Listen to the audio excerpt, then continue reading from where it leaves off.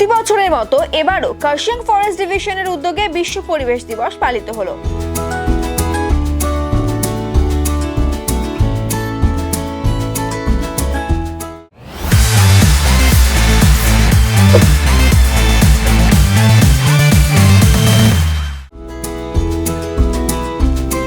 এদিন বাগডোগরা ব্যাংডুবি গেস্ট হাউসে অনুষ্ঠানের আয়োজন করা হয়। অনুষ্ঠানে সূচনা করেন কার্শিয়াং ফরেস্ট ডিভিশনের ডিএফও দেবেশ পান্ডে। সঙ্গে ছিলেন উত্তরবঙ্গ বিশ্ববিদ্যালয়ের ভারপ্রাপ্ত রেজিস্ট্রার দেবাশিস দত্ত সহ অন্যান্যরা। পরিবেশ রক্ষা, বৃক্ষরোপণ ও আগামী দিনে প্লাস্টিক মুক্ত সমাজ গঠন করার বিষয়ে জোর দেওয়া হয়। এদিন বৃক্ষরোপণ করে সবুজায়ন বৃদ্ধি ও পরিবেশ সংরক্ষণ করার কথা বলেন কার্শিয়াং ফরেস্ট ডিভিশনের ডিএফও। এবারে পরিবেশ দিবস উপলক্ষে 3 দিন ব্যাপী অঙ্কন প্রতিযোগিতার আয়োজন করা হয়েছিল। আজ প্রতিযোগিতায় সেরাদের পুরস্কার প্রদান করা হয়। এদিন ডিএফও দেবেশ পান্ডে জানান, পরিবেশ রক্ষা করতে আমাদের এগিয়ে আসতে হবে। পরিবেশের জন্য আমরা আছি, তাই পরিবেশকে বাঁচানো আমাদের দায়িত্ব। পরিবেশ বাঁচলে সমাজ যেমন সুরক্ষিত হবে, তেমনি আগামী দিনে বিশ্ব উষ্ণায়নের যে সংকট চিন্তায় ফেলছে তা থেকে কিছুটা মুক্তি পাবো আমরা।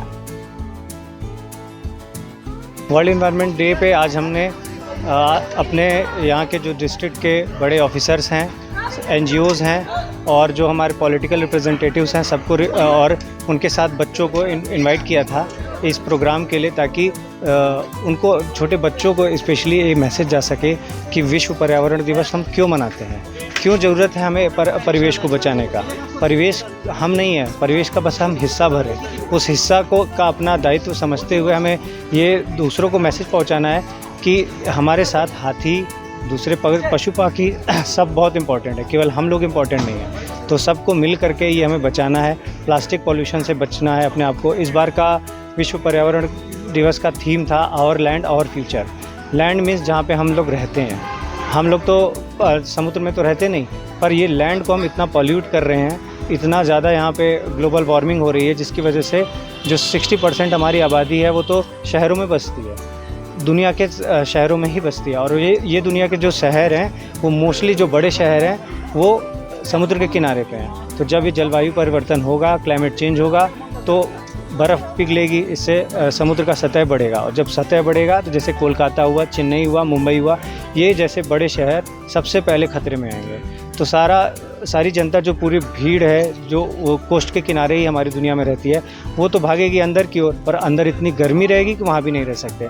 इससे हमारे सर्वाइवल का बहुत बड़ा चैलेंज आ जाएगा, सिविलाइजेशनल चैलेंज जिसको बोलते हैं, कि हमारा सिविलाइजेशन खतरे में हो जाएगा। तो अभी से हम सबको एक स्टेप लेना पड़ेगा कि प्लास्टिक पॉल्यूशन, ये क्लाइमेट चेंज का प्रॉब्लम, और दुनिया में भी हर एक पेरिस क्लाइमेट डील हुई थी 2015 में, जिसमें बोला गया था कि $100 बिलियन हर साल 2020 के बाद वो लोग इकट्ठा करेंगे और गरीब देशों में, और जो देश ज़्यादा प्रॉब्लम झेल रहे हैं ग्लोबल वार्मिंग से, उसमें उनको देंगे। बट आज ये कोई स्टेप अभी तक नहीं हो पाया। आज 2024 हो गया और ऐसे ही चलता रहा तो हम आगे भी कुछ नहीं कर पाएंगे।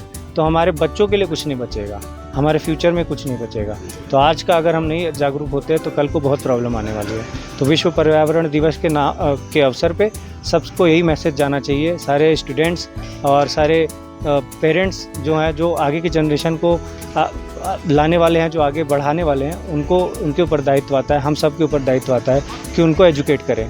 हम लोग तो एजुकेट जितना होना था हो लिए, बट आगे के जनरेशन अगर एजुकेटेड रहेगा, उसको समझ रहेगा परिवेश का संरक्षण करने का, तो हम बहुत अपनी सिविलाइजेशन को बचा सकते हैं। हम लोग का तो सालाना मतलब कम से कम 50 से 50 to 100 हेक्टेयर्स का हम प्लांटेशन ऑलरेडी करते हैं।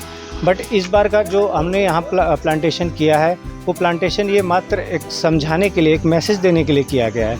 यहाँ पे सबका प्लांटेशन के साथ सबका नाम भी है, जोड़ा गया है, ताकि लोगों को एक अपनत्व आए, क्योंकि केवल प्लांटेशन लगाना बड़ी चीज़ नहीं है, उसको आगे बढ़ाना भी बड़ी चीज़ है। तो यहाँ सबके प्लांट के आगे जिसने जो प्लांट किया है उसका नाम भी जोड़ा गया है। वो कल को आएगा तो उसका नाम वहाँ मिलेगा। तो इसको एक अपनत्व का मैसेज, कि पेड़ हम लगाते तो हैं पर उसको भूल जाते हैं, अपने बच्चे जैसा हमें पालना पड़ेगा, तब वो बचेगा। तो इस वजह से हमने प्लांटेशन ड्राइव भी किया, क्लीनिंग ड्राइव भी किया, साइकिल रैली, बाइक रैली, ऊपर अवेयरनेस प्रोग्राम, ट्रेजर हंट, और ऐसे बहुत से प्रोग्राम्स हमने बच्चों के साथ किए लगभग पिछले 3-4 दिनों में। जो कि हम लोगों के बीच में यही मैसेज डालना चाहते थे कि जो छोटे बच्चे हैं वो सीखें। हम तो सीख चुके हैं जितना सीखना था, बट वो सीख लेंगे तो हमारा शायद समाज आगे बढ़ पाएगा अच्छे तरीके से, क्योंकि लोग उसको वैल्यू नहीं समझते हैं। पेड़ को समझते हैं कि लकड़ी के लिए बस, पर पेड़ क्या कर रहा है, वो पानी को भी स्टोर करता है, वो सॉइल को भी अच्छा करता है, वो हमें कार्बन डाइऑक्साइड खींच करके हवा देता है, वो पशु पक्षी का बसेरा भी होता है, बर्ड्स होते हैं। आप देखेंगे कुछ पेड़ जो आर्टिफिशियल होते हैं या जो मतलब सजावट के लिए बस होते हैं, उस पर कभी पक्षी नहीं आता, पर जो फलदार होते हैं जिसमें फूल निकलता है उसके चारों तरफ इतने बर्ड्स आएंगे, बर्ड्स पॉलिनेशन करते हैं। वो एक का एक साइकिल बनाया हुआ है नेचर का। अगर हम इसको समझ लेंगे तो हम पेड़ को बचाना भी स्टार्ट कर लेंगे। हम लगा तो देते हैं पर हमें बचाना भी उतनी जिम्मेदारी के साथ काम करना है।